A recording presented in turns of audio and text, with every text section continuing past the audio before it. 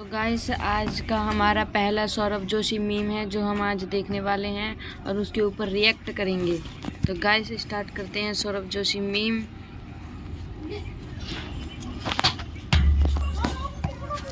कि तुझे पता नहीं चलेगा।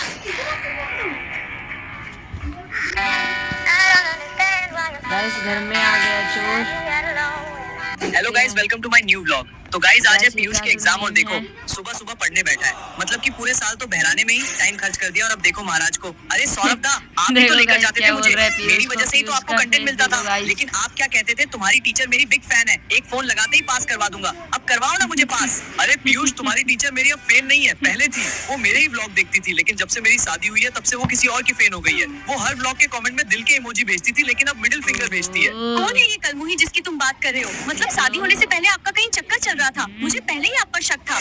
अरे अवंतिका, तुम कब आई? अवंतिका, तुम जैसा सोच रही हो वैसी बात नहीं है। पीयूष की टीचर तो केवल मेरी सब्सक्राइबर है, तुम भी फालतू बात सोच रही हो। मेरा क्या चक्कर चलेगा उससे, वो तो पहले ही 2 बच्चों की माँ है। हाँ भाभी, सौरभ दा सही कह रहे हैं, इनका मेरी टीचर से कोई चक्कर नहीं है। और हाँ, उनके तो 2 बच्चे भी हैं जिनकी शक्ल बिल्कुल सौरभ दा जैसी लगती है। सौरभ, मुझे माफ करना, मैंने फालतू में ही आप पर शक किया। अब मुझे पता चल गया आपके दिल में मेरे अलावा कोई और नहीं है। चलो अब रहने भी दो।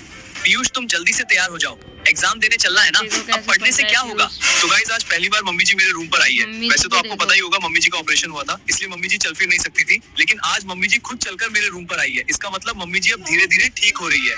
सौरभ, आज बेनी का बर्थडे है, इसलिए उन्होंने घर पर एक छोटा सा फंक्शन रखा है। तू तो चलेगा ना? वहाँ पर तेरा कंटेंट भी बन जाएगा। मम्मी जी, उनका फंक्शन तो सुबह 12 बजे है ना, लेकिन मुझे तो पीयूष को एग्जाम के लिए स्कूल में छोड़कर आना है। आप सब मेरे चक्कर में लेट हो जाओगे। आप सब एक काम करो, आप साहिल से बोल दो, वो आप सबको फॉर्च्यूनर से छोड़ आएगा। सौरभ, तुझे तो पता है यार, वो सारे दिन अपने कमरे में पड़ा रहता है। किसी काम से मार्केट जाने को बोलती हूँ तो बोलता है मुझे अभी अर्जेंट काम है, आप मुझे परेशान मत करो। अब तू ही बता कैसे कहूँ उससे कि हमें फॉर्च्यूनर से छोड़ा।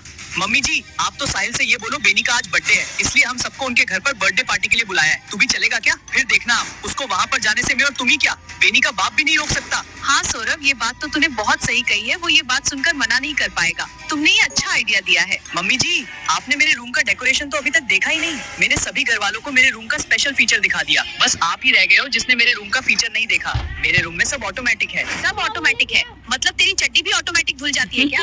या अभी भी अवंतिका ही धोती है? पहले मैं तेरी चड्डियाँ धोती थी और अब अपनी बीबी से धुलवाता है। तू कब धोना सीखेगा? ऑटोमेटिक के पीछे पड़ा है। आप हर जगह मेरा क्यों पोपट करती हो? अभी कैमरा ऑन है इसलिए ऐसा मत बोला करो हर जगह, ये बातें सीधे यूट्यूब पर जाती है, फिर मेरे सब्सक्राइबर्स क्या सोचेंगे? नंबर 1 ब्लॉगर को चड्डी धोना नहीं आता। हाँ तो इसमें क्या बुरी बात है, पता चलने दो तुम्हारे सब्सक्राइबर्स को। जैसे भी तुम्हारे कुछ सब्सक्राइबर्स ऐसे भी हैं जो खुद अपनी चड्डियाँ नहीं धोते, उनकी मम्मियाँ धोती है। अच्छा, एक काम करते हैं, पता चल जाएगा। जो भी खुद अपनी चड्डी धोता है वो सब्सक्राइब वाला बटन दबाओ, और जो अपनी मम्मी से धुलवाता है वो कमेंट में बताओ। मम्मी जी, मैं आपको मेरे रूम में ऑटोमेटिक लाइट बंद चालू करना सिखाता हूँ। आप बोलो एलेक्सा लाइट बंद कर दो। मतलब मैं बोलूंगी एलेक्सा लाइट बंद कर दो तो लाइट बंद हो जाएगी क्या? अरे ये क्या हुआ, लाइट बंद हो रही है। एलेक्सा लाइट चालू कर दो। देखा मम्मी जी मेरे रूम का कमाल। अब आप बोलो एलेक्सा पंखा चालू कर दो, फिर देखो क्या होता है। एलेक्सा पंखा चालू कर दो। अरे ये तो चला ही नहीं, वापस बोलती हूँ। एलेक्सा पंखा चालू कर दो। गाइस पंखा गिर के टूट गया।